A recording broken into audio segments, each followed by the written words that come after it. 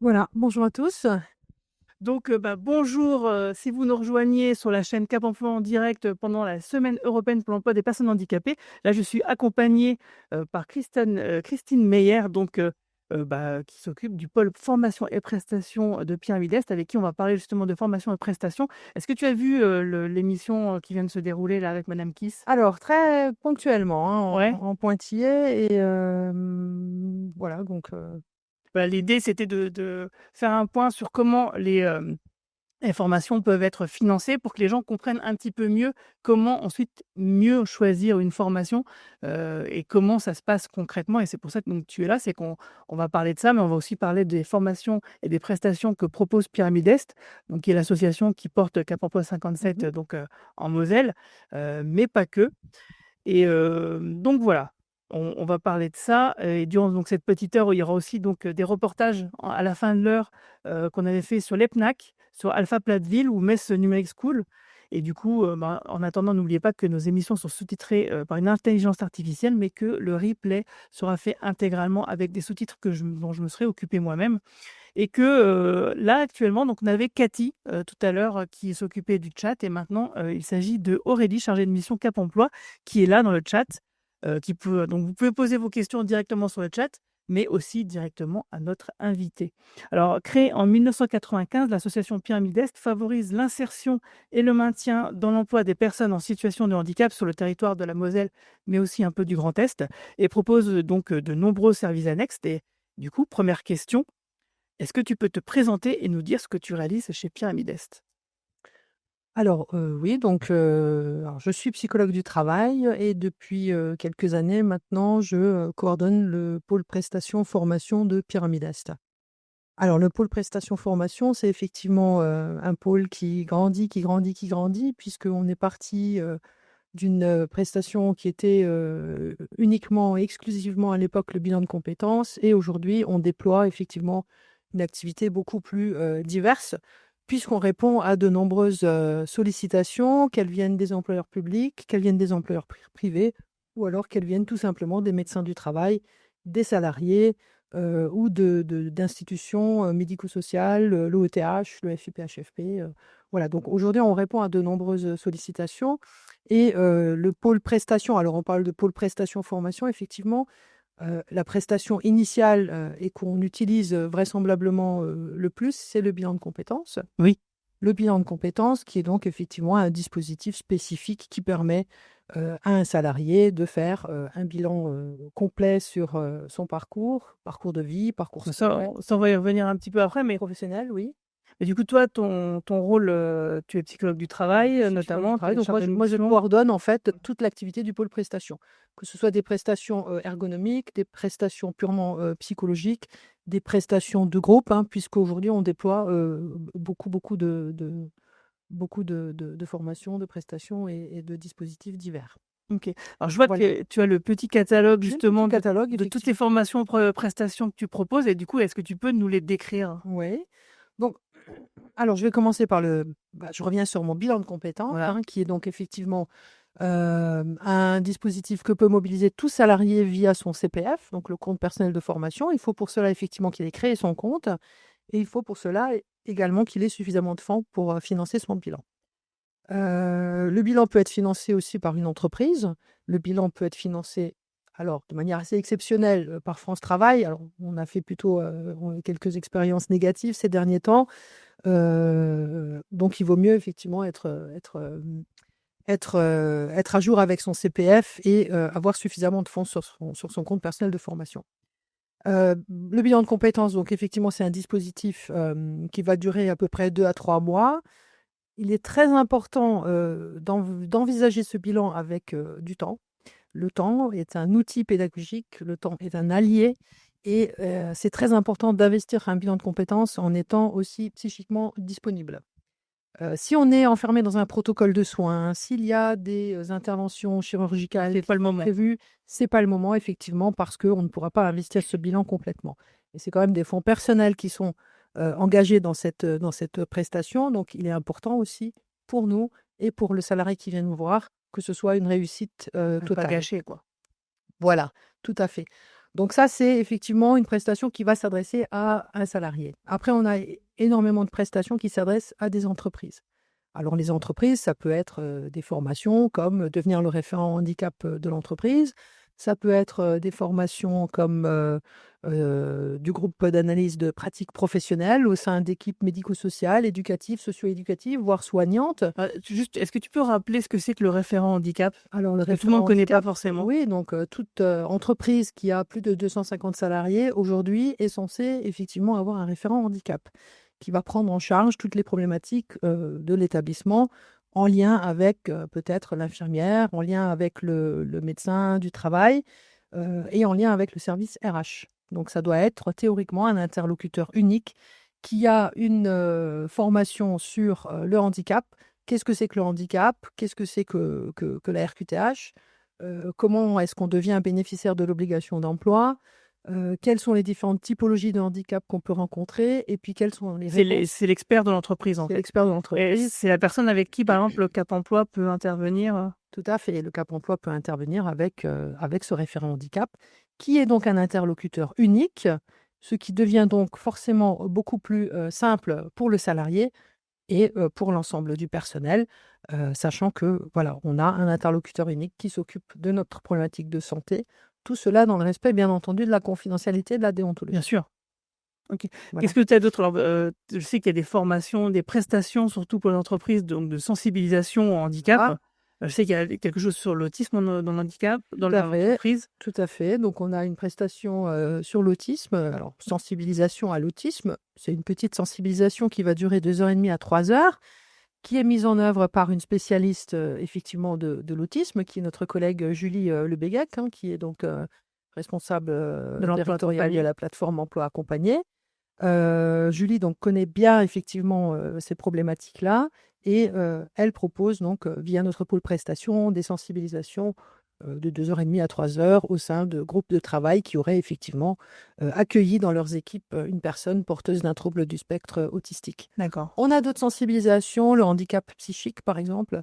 On a aussi de la Même le sensibilisation handicap tout court, même je veux dire. le handicap tout court, voilà, on a de la sensibilisation aux troubles musculo-squelettiques, on fait de la sensibilisation, aux conduites addictives en entreprise.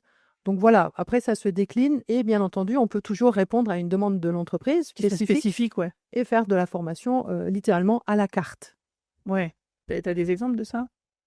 Oui, on a Récemment? monté pour une grande entreprise, d'Oni, une sensibilisation, aux troubles musculo-squelettiques, auprès de différents, managers pour qu'ils puissent, accompagner au mieux les salariés sur leur poste de travail. D'accord, et c'est quoi le trouble musculo-squelettique?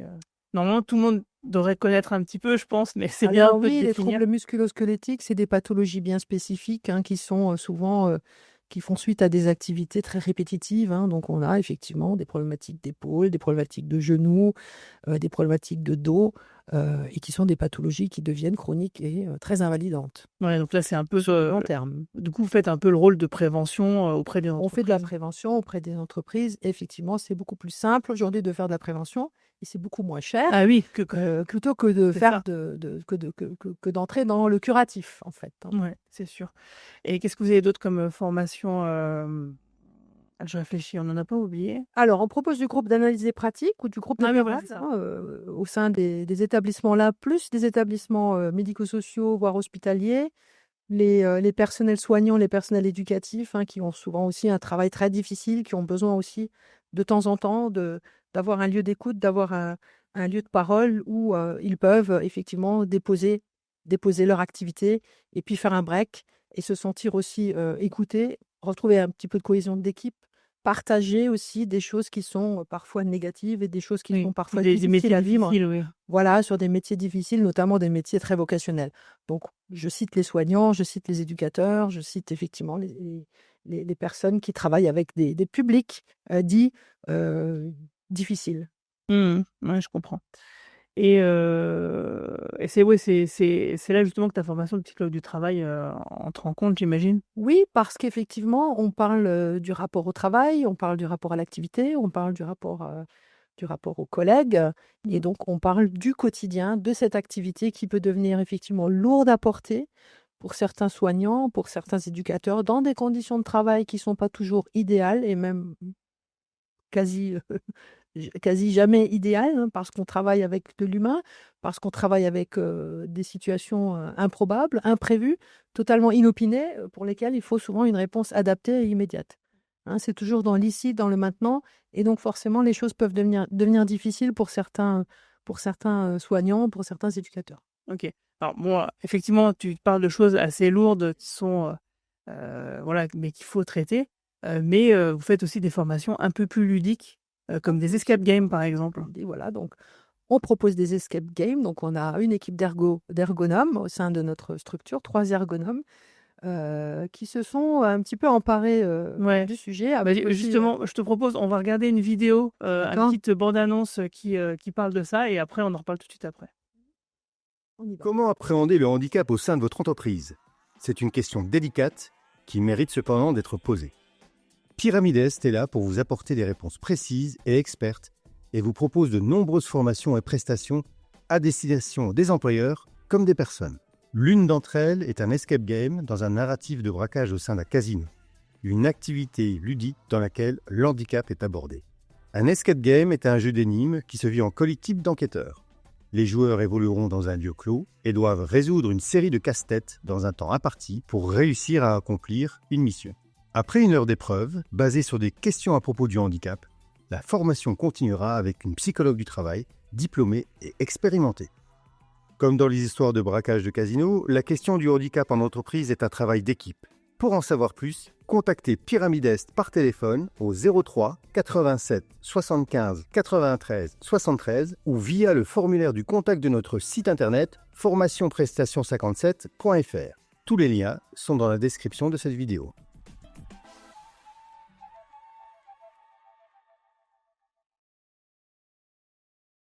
Rebonjour, donc rebonjour, en fait, ça fait qu'1 minute, hein, qu'on s'est séparés, mais moi, ça m'a semblé déjà super long, de passer ce temps sans vous, mais heureusement, je suis avec Christine, donc vous parlez toujours de formation, de prestation de Pyramide Est. Donc on vient de regarder une petite vidéo qui explicite un peu, bah, ce que tu évoquais, c'est-à-dire on fait des escape games, pour les entreprises, hein, Christine? Tout à fait, tout à fait. J'étais en train de lire en même temps. Tu es en train de lire le chat? Oui, c'est ça. Donc on fait des escape games pour les entreprises aussi, donc c'est une manière ludique et très différente d'aborder le handicap. Alors, comme je le disais tout à l'heure, on a nos ergonomes et notre psychologue du travail Aurélie Chudy, et nos 3 ergonomes, donc Qui est sur le chat d'ailleurs? ouais, d'accord, Aurélie Chudy est sur le chat. Donc Quentin Dexpert aussi, Nathalie Krumbach et Johanna Fuchs, qui sont donc nos 3 ergonomes, se sont un petit peu emparés du sujet et ont donc mis sur pied, c'était l'année des Jeux olympiques, donc on a mis sur pied un escape game dédié au handisport. On a également mis sur pied un escape game dédié simplement au handicap. C'est la vidéo qu'on a vue là. C'est la vidéo qu'on vient de voir. Et puis, on a 2 escape games en préparation. L'un qui concernera donc les troubles musculo-squelettiques dont on a parlé et le dernier qui concernera les risques psychosociaux. Voilà, donc l'idée, c'est d'aborder effectivement le handicap, de manière plus ludique, sous un autre format et de proposer aussi, ce format-là pour sensibiliser les salariés, au handicap, les managers au handicap et puis aussi pour amener les salariés, puisque forcément on va évoquer des sujets un petit peu délicats. Après l'escape game, on a un petit temps de débriefing. On va évoquer les sujets un peu délicats, la RQTH par exemple.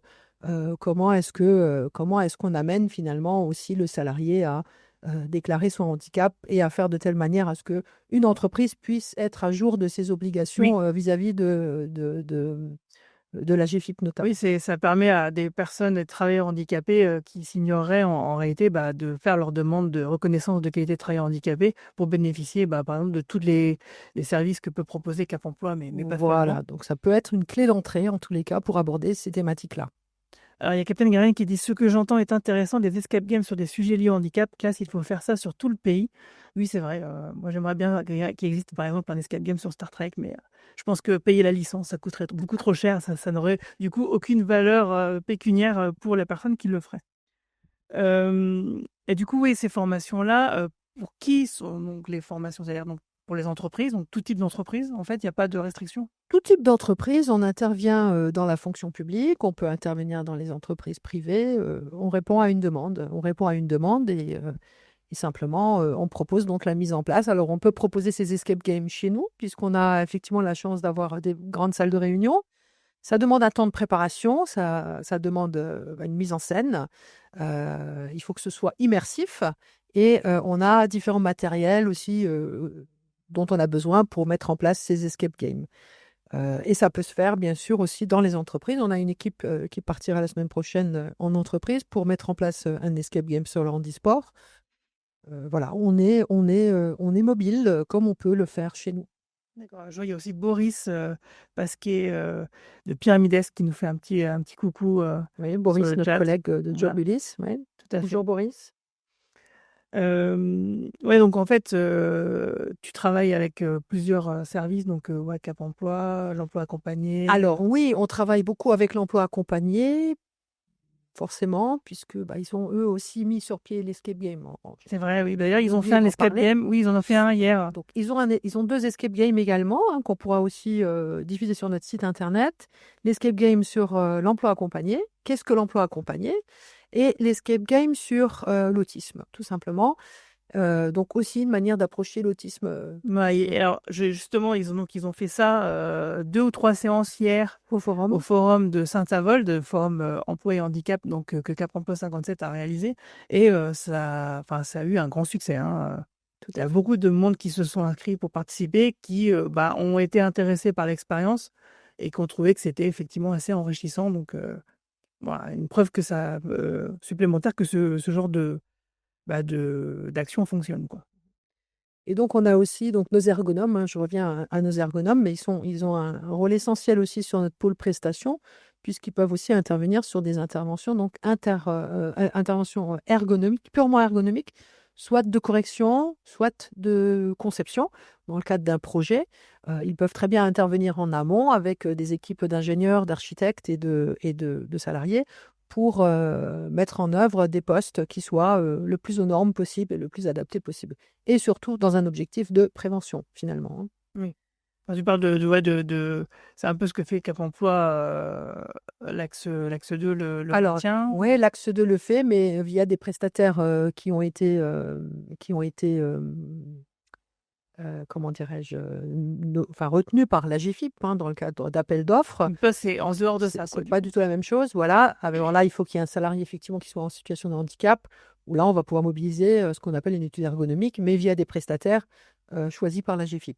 Nous, on peut le faire sur de l'ergonomie de conception ou sur des postes qui sont concernés par des travailleurs qui ne sont pas en situation de handicap, D'accord. mais on le fait sur un champ vraiment purement préventif. Mmh mh. Alors je sais plus qui c'est qui le disait, mais c'était il y a pas si longtemps que je l'ai entendu en tout cas. Je crois que c'était pendant qu'on faisait une émission, sur, la radio RCF, Alexandra, Évin, la directrice déléguée de Cap Emploi 57 hier, qui disait qu'en fait, il y a beaucoup effectivement d'équipements pour le maintien, pour les personnes en situation de handicap qui après deviennent du matériel entre guillemets, «lambda» pour un peu tout le monde en fait. Parce que, effectivement, ce qui peut être curatif, pour les uns peut être aussi, de la préventif, pour Pour d'autres, les quoi. autres, voilà, tout à fait. Donc c'est extrêmement cher finalement d'intervenir sur le curatif. Il vaut mieux prévenir que guérir, Ouais, comme tout à ça fait. c'est Ouais, dit. toujours pareil, ouais. Mais on dira toujours la même chose, le meilleur médicament reste le mouvement. Donc bouger au travail, c'est très important. Faire du mouvement, faire du sport au travail, faire des étirements, faire des choses comme ça. Chose qu'on propose également, sur notre pôle prestation. Étirements, renforcement musculaire, sport au travail. D'accord, et si, pour les personnes, par exemple, si il y a des gens qui nous regardent, par exemple, qui auraient envie de suivre une formation, qui seraient allés sur le site de Format, Presta, 57, c'est formation prestation, Ouais, ça donc sur le site de Pyramides en tout cas, et qui verraient une formation intéressante pour eux, comment ça se passe? Donc il faut passer par le formulaire de contact, tout simplement, hein, et faire votre demande par le formulaire de contact. On répond généralement dans les 24 à Et par 48 exemple, heures. si je suis, par exemple, salarié dans une entreprise, il y a une prestation, une formation qui m'intéresse, qu'est-ce que je fais? Alors est-ce que je la paye moi-même? Est-ce que je vais demander à mon entreprise, si ça l'intéresserait pas de la faire? Tout à fait. Comment ça peut se Alors là, passer? effectivement, idéalement, il faut être plusieurs quand même, hein, pour mettre une formation sur pied. Vous faites pas une formation pour une personne, quoi? On l'a fait C'est vrai? déjà, on Ah l'a ça fait, ah oui, c'est vrai? oui, oui, Ah oui, ouais, d'accord. on l'a fait déjà. C'était, urgent, il fallait effectivement, répondre rapidement, donc on a fait des formations pour une personne. Mais idéalement, le travail de groupe, c'est mieux, c'est collectif, c'est voilà, ça Et génère financièrement, c'est plus intéressant pour l'entreprise? financièrement, c'est plus intéressant. Donc parfois, la formation de devenir référent handicap de l'entreprise, on attend d'avoir plusieurs personnes, mais on n'a pas toujours, Alors plusieurs personnes de différentes entreprises? plusieurs personnes de Du vous différentes voulez dire que c'est quoi? entreprises. C'est des entreprises qui se cotisent, Alors non, enfin c'est comment ça se c'est une passe? proposition qu'on fait. On va mettre en place cette formation-là le 15 mai, par exemple. Ouais, Et puis, si des personnes souhaitent s'inscrire, elles peuvent s'inscrire. Et à partir de là, on regarde s'il y a suffisamment de personnes pour mettre en œuvre la formation. Et parfois, il n'y en a pas suffisamment. Donc, il y a des gens qui me d'accord. disent, Mais bah, moi, je la veux pour moi tout seul. par exemple, les référents handicap, c'est des référents qui peuvent être de plusieurs entreprises différentes. Tout à fait. Et du coup, c'est pour ça, comment ça se passe le financement dans ce cas-là? Alors, c'est du financement qui vient de l'entreprise, Donc, en généralement. fait, l'entreprise, elle finance pour la personne qu'elle envoie, quoi. L'entreprise, elle finance pour la personne qu'elle envoie. Ouais, vous faites des forfaits comme ça. Voilà, D'accord. si c'est une même entreprise et que plusieurs personnes sont Oui. intéressées, Oui, ça va être bien différent, bien entendu. Mais là, les tarifs, effectivement, on les trouve sur notre site internet également. Je rappelle au passage qu'on est certifié Calliope Oui, et que j'allais en parler justement. voilà, forcément, ça nous donne aussi une transparence, une visibilité et puis une crédibilité qui sont très importantes aujourd'hui pour les organismes de formation. Ouais, et combien de formations et de prestations vous faites par an? Alors, tout confondu, Ouais. sur 2024, on a dû faire peut-être une centaine de prestations. Sur 2024, Ah, tout c'est pas tout mal. confondu, hein, bilan de compétences, Et l'année n'est pas terminée. voilà, formation, prestations CARSAT, bilan professionnel, hein, donc on doit être pas loin d'une centaine de prestations, je pense, hein. Et donc est-ce que tu peux nous présenter un peu ton équipe justement? Parce que tu es pas toute seule. Ah oui, alors l'équipe, très importante l'équipe. Très importante et une équipe très volontaire, une équipe, engagée, investie, donc Johanna Fuchs, ergonome, Quentin Dexpert, ergonome Ouais, également, qu'on aura cet après-midi que avec vous nous. aurez cet après-midi, qui est en train de travailler aussi sur un projet de formation RPS, RPS. les risques psychosociaux. Donc j'ai Nathalie Krumbach, qui est aussi voilà, une ancienne de Pyramide Est et qui connaît bien l'entreprise, qui connaît bien le monde du salariat, le monde des agents, de la fonction publique également. Donc, c'est quelqu'un qui connaît bien tout ça. Et elle aussi est ergonome, mais elle intervient aussi sur les bilans de compétences, puisque l'ergonome a cette capacité de déconstruire l'activité, Mmh. ce qui est toujours important sur le bilan de compétences, puisque le bilan de compétences, on va déconstruire l'activité ancienne, hein, pour mieux reconstruire quelque chose de nouveau. Donc on a Aurélie Chudy, qui est psychologue du travail, qui a aussi une grande connaissance du monde de l'insertion socio-professionnelle, qui a travaillé au Greta, qui est donc psychologue du travail. On est tous également, ou presque tous, alors les ergonomes le sont, mais Aurélie et moi pas encore, IPRP, hein, donc intervenant en risques psychosociaux. Et puis, donc on a aussi Nadia Lalouette, hein, qui est notre assistante administrative, qui gère la facturation, la comptabilité, les devis, les conventions de formation, qui fait aussi un travail phénoménal. Donc, on a Ludivine Hernandez, qui est aussi sur le pôle bilan de compétences. Elle aussi est psychologue du travail. Elle travaille actuellement sur une formation à mettre en place et qui concernera donc les troubles 10, notamment. Les troubles 10, mais aussi le trouble de l'hyperactivité. Trouble 10, tu peux détailler un peu? TDAH, trouble 10. Ouais. Alors, trouble 10, effectivement, ça touche beaucoup de personnes, hein. Parfois, ça peut passer inaperçu. Alors, ça peut être de la dyspraxie, hein, une problématique dans de la coordination. Ça peut être de la dyscalculie, une difficulté à établir des calculs. ça peut être une 10 orthographie, donc une difficulté à écrire. Ça peut être de la dyslexie aussi, hein, donc les difficultés de lecture. Donc ce sont des troubles qui touchent beaucoup de monde aujourd'hui, hein, et depuis longtemps déjà, mais on n'en parle que depuis peu, ouais. depuis peu. Et on a le trouble de l'hyperactivité aussi, qui peut toucher un certain nombre de personnes. Donc Ludivine Hernandez est en train de préparer une formation sur ces problématiques-là. Ok. Nathalie Krombach nous prépare aussi une formation sur le vieillissement de la population au travail. Comment est-ce qu'on peut accompagner les gens qui vieillissent effectivement sur les postes de travail et qui forcément s'usent. Et puis Aurélie Chudy, elle est plus intéressée par tout ce qui est management, recrutement des travailleurs handicapés en situation de handicap en entreprise. Donc là aussi, il y a des projets pour 2025, dont les escape games également, qu'on va décliner encore via différentes D'accord. thématiques. Et tout ça, toutes les informations, on peut les retrouver sur formationprestation57.fr.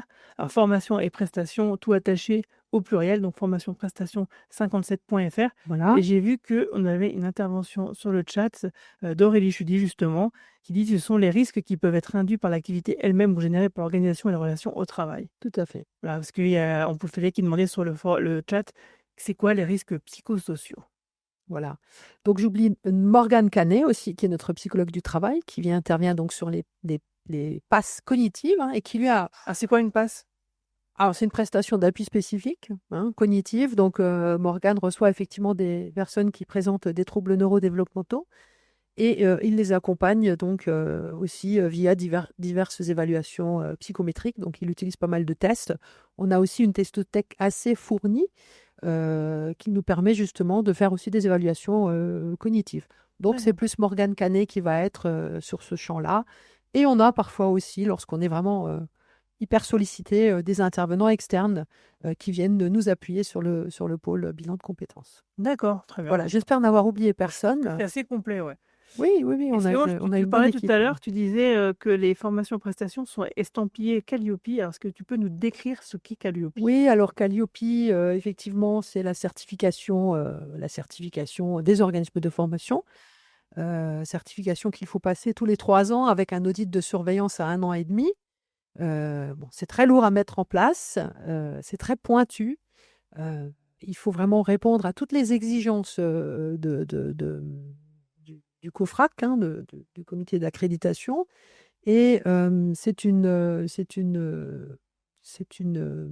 dirais-je, c'est une mise en route en fait, hein. C'est quelque chose qu'on a mis en place maintenant et qui reste garant d'un travail de qualité, d'un travail de transparence et d'un travail aussi comment dirais-je, de visibilité. Il faut que le travail soit visible à chaque fois. Enfin, Il faut qu'on puisse tracer l'activité. Ça, c'est très important. Donc, être certifié Calliope aujourd'hui nous permet aussi de mobiliser pour certains salariés du CPF, de répondre à des appels d'offres. Donc, c'est quand même... c'est un certificat donc, qui est décerné par qui, en fait?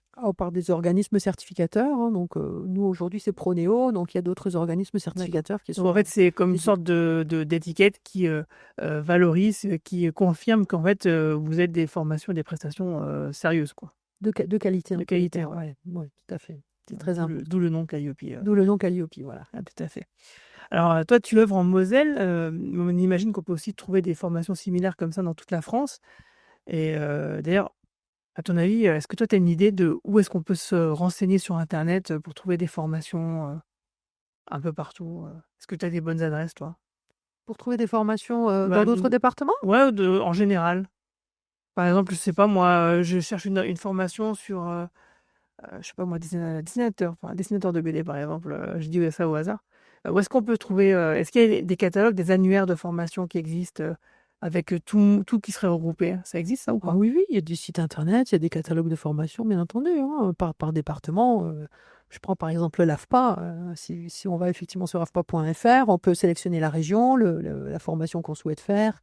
Donc pour ça, on a effectivement différentes clés d'entrée. Oui. D'accord. Mais un truc qui serait un peu plus global, qui engloberait l'AFPA, qui engloberait tout ce qui existe, ça existe ça ou pas du tout? Oui, vraisemblablement.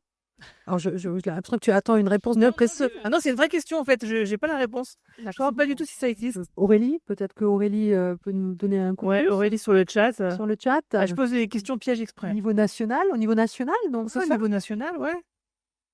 le site de France Travail, trouver ma formation. Ah oui, oui, le Oui, site de France Travail, oui, bien hein, sûr. qui agglomère, effectivement tous les Bien sûr. catalogues de voilà. Oui, Je oui, vais oui, effectivement, tout je à posais fait. la question, je connaissais pas la réponse, mais je me disais: «Ça doit exister, c'est pas possible Oui, autrement, oui, quoi». oui, bien sûr, ça existe, tout à fait, oui. OK, c'est super. Alors du coup, bah, on va bientôt terminer, après on va regarder donc des vidéos, l'EPNAC, Alpha Pubville et Metz Numérique School. Du coup, bah, même on va le regarder tout de suite et puis on se retrouve après, justement pour terminer l'heure.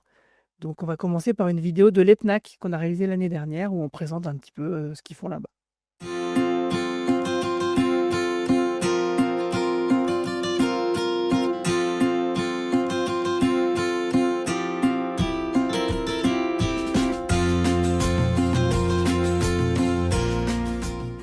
Bonjour, Agathe Barbier, chef de service du pôle santé et inclusion socio-professionnelle. J'interviens au sein de l'EPNAC de Metz. L'EPNAC de Metz, c'est à la fois un ESRP, donc un établissement et des services de réadaptation professionnelle, et également un ESPO pour l'orientation professionnelle. C'est également une entreprise adaptée. Nous proposons ici sur la structure qui est vraiment au centre-ville de Metz, au bord de la Moselle, un certain nombre de formations qualifiantes, mais également des préparatoires, que ce soit des préparatoires généralistes de remise à niveau, des préparatoires emploi pour vraiment travailler la question de l'employabilité avec destination Grand Est, ou encore des préparatoires jeunes où nous accueillons du public à partir de l'âge de 16 ans.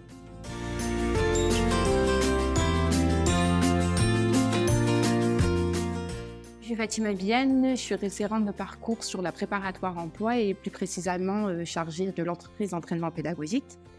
La préparatoire emploi, c'est un dispositif qui permet la remobilisation des personnes en situation de handicap à destination de l'emploi. Ça repose sur une entreprise d'entraînement pédagogique qui s'appelle Destination Grand Est. Du coup, Destination Grand Est, l'entreprise d'entraînement pédagogique sur laquelle repose le dispositif de préparatoire emploi, se développe dans un contexte qui est réaliste, mais dans un cadre bienveillant pour accompagner la montée en compétences. Donc, quand vous êtes reconnu en qualité de travailleur handicapé par la Maison départementale des personnes handicapées, vous pouvez effectivement intégrer une des offres de services qui se trouve au sein de l'EPNAC de Metz, que ce soit une formation qualifiante ou une de nos préparatoires ou encore l'entreprise adaptée. Dans ce cadre-là, nous organisons des visites pour découvrir l'établissement tous les mois sur lesquels vous pouvez vous inscrire. Nous organisons également régulièrement des journées portes ouvertes et nous travaillons avec l'ensemble des partenaires comme Pôle emploi ou Cap emploi qui vont vous permettre de découvrir tout ce que nous sommes amenés à faire au sein de l'EPNAC pour accompagner donc toutes les personnes en situation de handicap. Pour aller vraiment au plus près, indépendamment de l'établissement qui se trouve donc à Metz, Centre, Metz-Ville, nous avons également un dispositif mobile. Ce sont donc des préorientations en mobile. Nous avons une préorientation qui tourne sur le secteur de la Moselle, qui était il y a quelque temps en Moselle-Est, qui est actuellement du côté de Florange et qui se déplacera à nouveau dès 2024. Nous avons également une préorientation en Marne et une préorientation en Meuse. Les communes sont changeantes à chaque nouveau groupe. Un groupe, c'est environ toutes les 8 à 14 semaines, on accueille un nouveau groupe de préorientation sur tous ces dispositifs mobiles. Actuellement, en Marne, nous sommes à Cézanne. Nous avons été également à Vitry-le-François ou à Reims. Et en Meuse, nous avons déjà travaillé de nombreuses reprises à Verdun ou encore à Commercy et à Bar-le-Duc. Ce qui me semble important de partager avec vous, c'est que nous accueillons donc un public très large à partir de l'âge de 16 ans, mais nous accompagnons également des personnes en reconversion professionnelle tout au long de leur carrière professionnelle, tant en travaillant sur la question du projet qu'en travaillant sur des formations qualifiantes et certifiantes qui sont des formations de type cordonnier multiservice jusqu'à assistant de direction. Donc voilà, une offre de formation et des accompagnements au travail de projet très vaste pour tous les âges.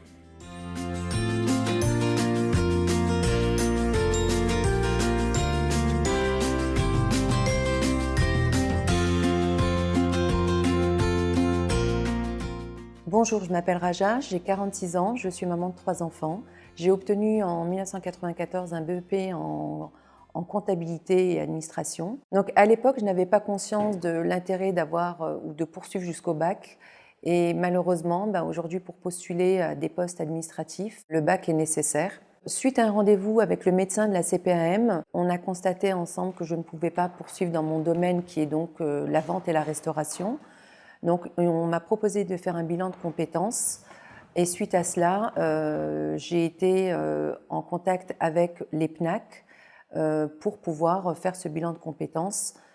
Donc on m'a proposé une remise à niveau en préparatoire généraliste afin de préparer en septembre 2024 à intégrer le titre professionnel d'assistante de direction qui me donnera un niveau Bac+2. J'ai choisi ce centre tout simplement parce qu'il y a un pôle médical, donc on comprend un petit peu notre handicap et que les formateurs sont aussi à l'écoute en fait et s'adaptent à nos difficultés de santé. Grâce à cette formation, je vais pouvoir repartir en fait sur le chemin du travail beaucoup plus sereinement et trouver enfin un travail qui me convient. Donc je suis Nadia Boudane, je suis formatrice et je suis référente du dispositif préparatoire généraliste. Le dispositif préparatoire généraliste accueille des personnes ayant un objectif de formation qualifiante ou certifiante à court ou moyen terme et qui ont besoin en amont d'une remise à niveau ou de montée en compétences pour travailler et atteindre notamment les prérequis nécessaires à la formation visée. Alors, le parcours de préparatoire généraliste dure 3, 6 ou 9 mois. La durée varie en fonction des objectifs individualisés qui ont été négociés et fixés avec la personne accompagnée. Si vous souhaitez plus d'informations sur nos dispositifs, rendez-vous sur le site de l'ESRP EPNAC de Metz. À très bientôt. L'ensemble des équipes est formé à la question du handicap et avec le pôle santé inclusion socio-professionnelle, nous mettons en place différentes actions pour permettre vraiment un accueil de tout type de handicap. Ça, c'est important de le préciser. Nous pouvons accueillir tout type de handicap, que ce soit des personnes en situation de déficience visuelle, des personnes avec des troubles moteurs, des personnes avec des troubles cognitifs. Voilà, vraiment un public extrêmement large pour lequel nous mettons en place un maximum d'aménagement, tant sur le temps de formation que sur les activités en elles-mêmes. Voilà, avec notre ergothérapeute, avec nos formateurs, avec notre infirmière, avec nos collaborateurs qui sont chargés d'insertion professionnelle. Vraiment, on adapte au maximum à tout type de handicap. Nous travaillons avec Cap Emploi dans le cadre de réunions tripartites avec des situations de stagiaires où on met vraiment la personne en situation, en réunion avec nous et les collègues de Cap Emploi pour trouver les meilleures solutions, les meilleures adaptations à sa situation.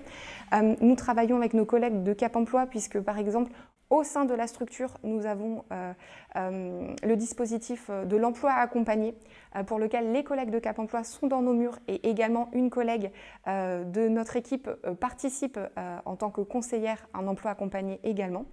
Et puis nous travaillons bien sûr avec nos collègues de Cap Emploi à vraiment rapprocher Cap Emploi, Pôle Emploi et les PNAC dans un accompagnement vraiment sur mesure et individualisé pour les personnes en situation de handicap.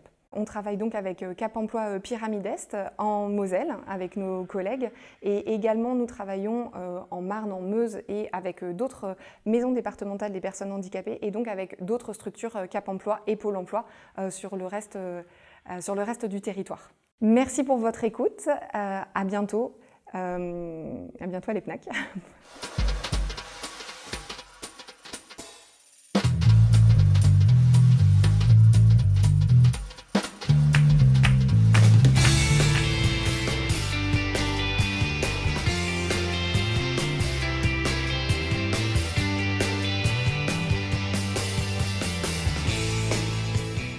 Bonjour, Stéphanie Bonne, je suis responsable d'établissement de Metz Numérique School.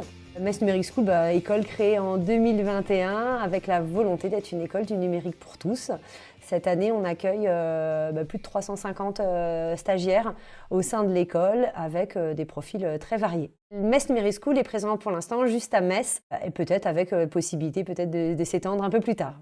Alors au sein de l'école, nous avons un référent handicap qui est en charge de l'accueil de la totalité des personnes présentant une RQTH.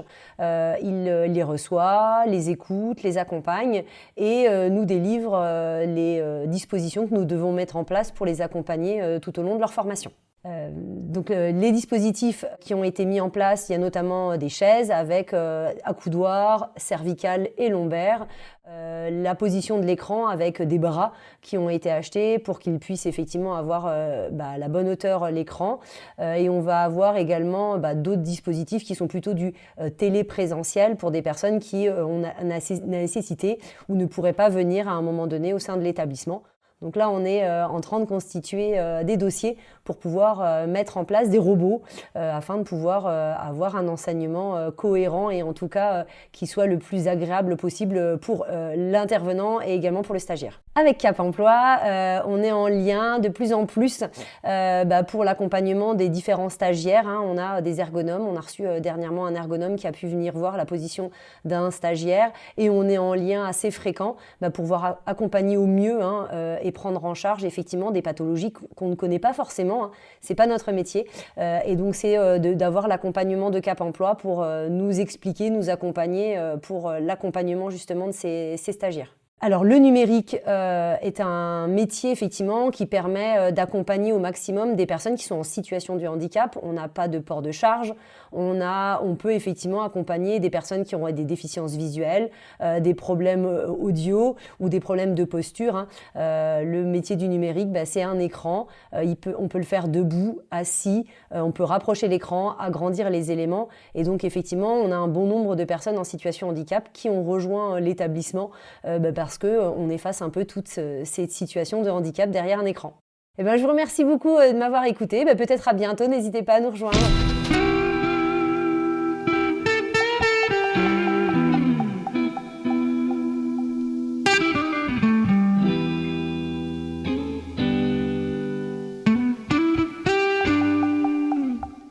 Je m'appelle Jean-Bernard Rouquette et je travaille en tant que bénévole au sein des établissements Alpha, Platteville. Alors, les établissements Alpha sont constitués de 2 établissements, un ESPO et un ESRP. Dans chaque établissement, l'ESRP, on va s'occuper de réaliser des formations et également des dispositifs de remobilisation professionnelle. Alors, dans l'ESPO, on va retrouver surtout des dispositifs de préorientation. Et dans l'ESRP, on va avoir de la remobilisation professionnelle ainsi que des formations professionnelles qualifiantes ou certifiantes. Suite à la visite de Cap Emploi, je vais vous représenter un petit peu les différents bâtiments qui constituent le site. Alors, les établissements Alpha, Platteville, sont situés sur un parc de 3,5 hectares. Sur ces 3,5 hectares, on retrouve un certain nombre de bâtiments. Aussi bien des bâtiments administratifs, des bâtiments pour l'hébergement des usagers, mais également, bien évidemment, des bâtiments pour réaliser les formations. Derrière nous, nous avons le bâtiment qui héberge le self-service, ainsi que la formation restauration collective. Juste un peu plus bas, on a la préorientation. Là, il s'agit de construire une orientation professionnelle en tenant compte des capacités physiques et psychiques, des centres d'intérêt et également des potentialités des usagers. Alors, le bâtiment agent d'entretien général. Ici, on assure les travaux d'aménagement ou de réhabilitation des locaux.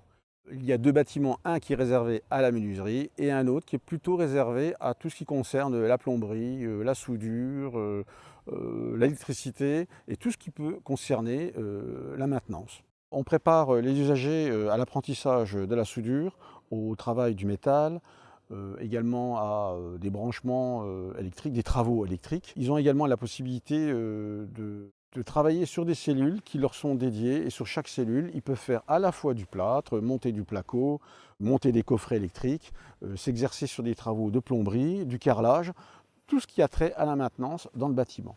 La majorité des formations durent environ 11 mois. Pour chaque formation, il y a toujours des stages en entreprise. Nous avons également une formation agent des travaux, de l'horticulture, du paysage et de la vigne. Ici, il s'agit d'assurer les travaux de plantation, l'entretien des espaces verts et la maintenance du matériel.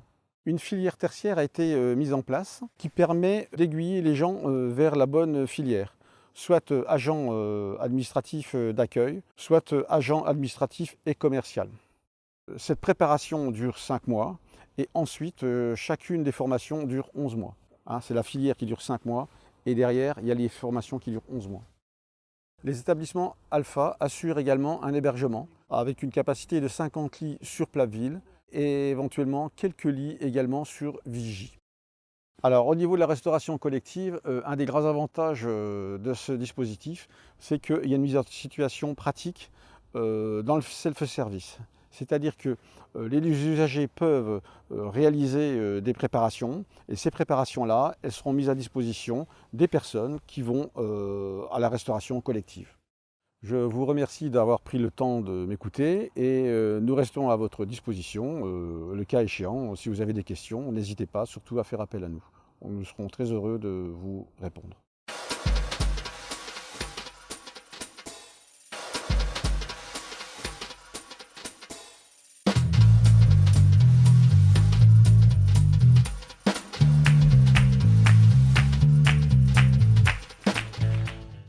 Et nous revoici ensemble avec Christine Meyer. Alors, vous avez vu, ce sont des vieilles vidéos qu'on a réalisées l'année dernière parce que c'était pendant la SEPH 2023. Mais toutes ces vidéos sont encore d'actualité, rien n'a bougé.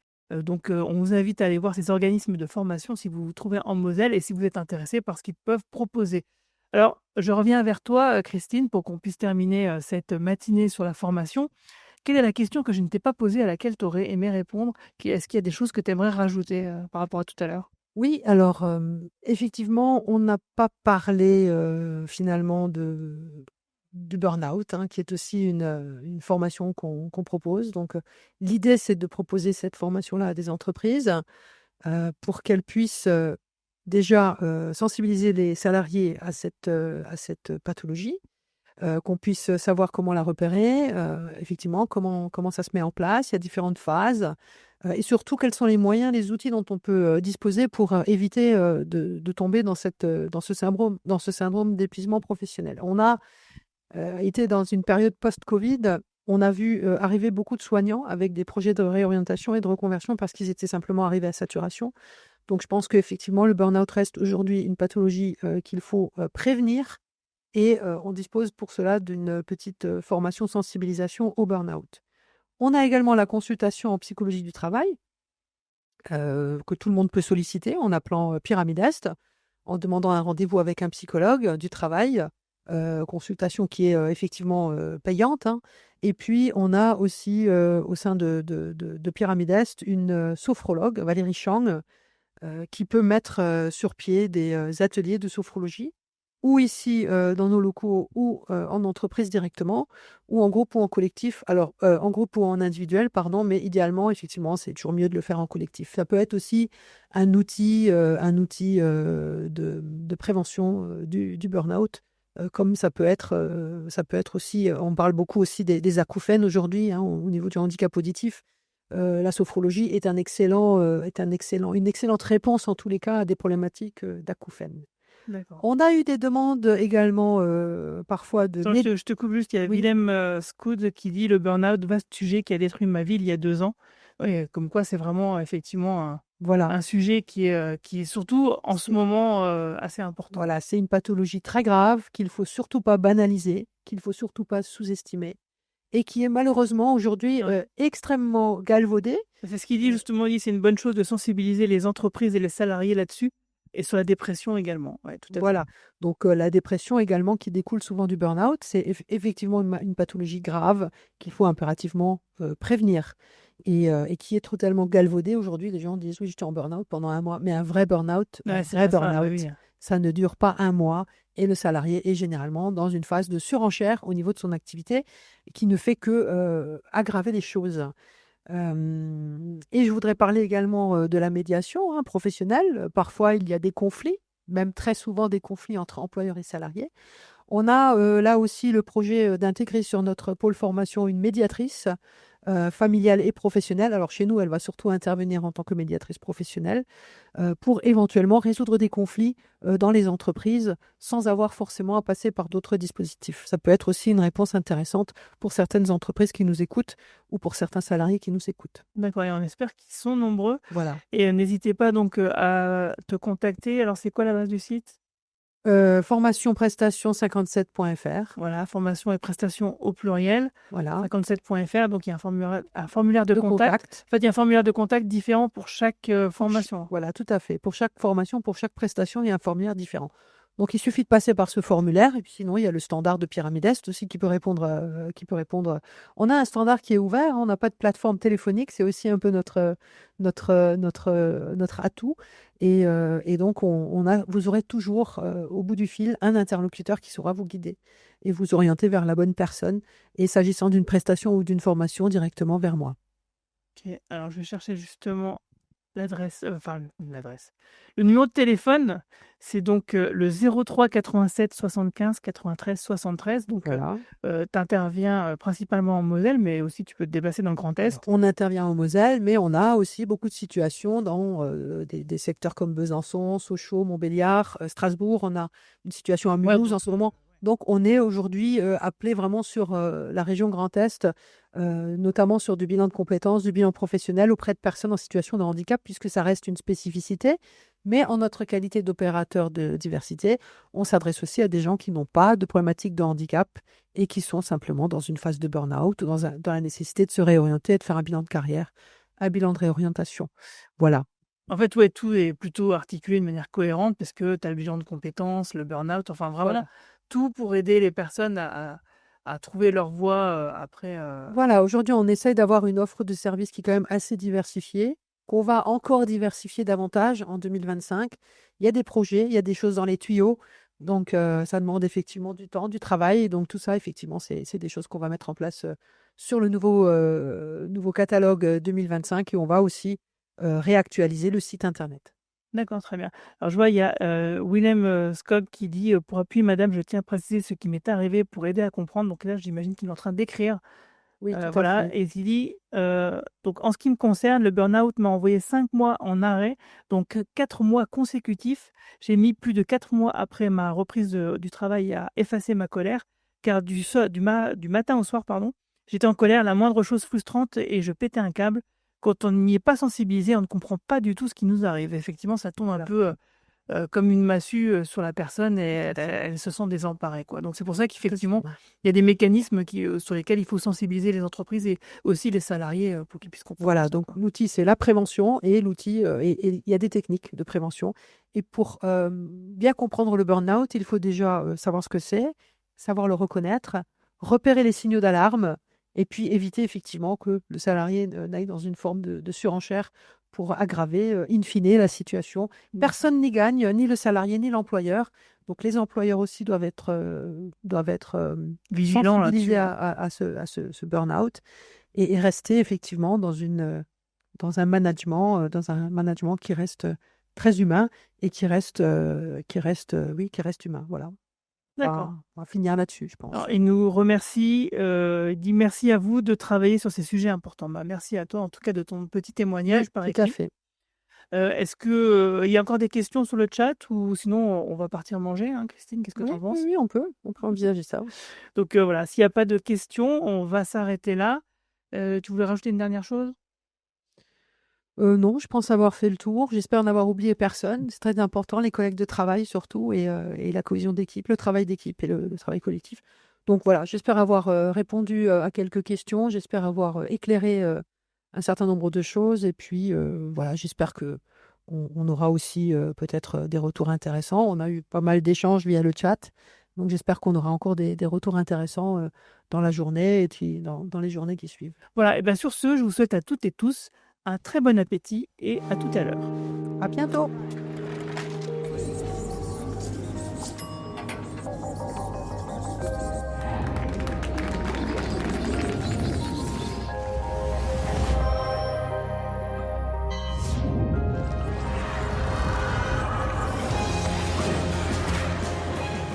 Le regard des autres ne devrait jamais être un handicap à l'évolution professionnelle. On peut tous agir contre la discrimination au travail.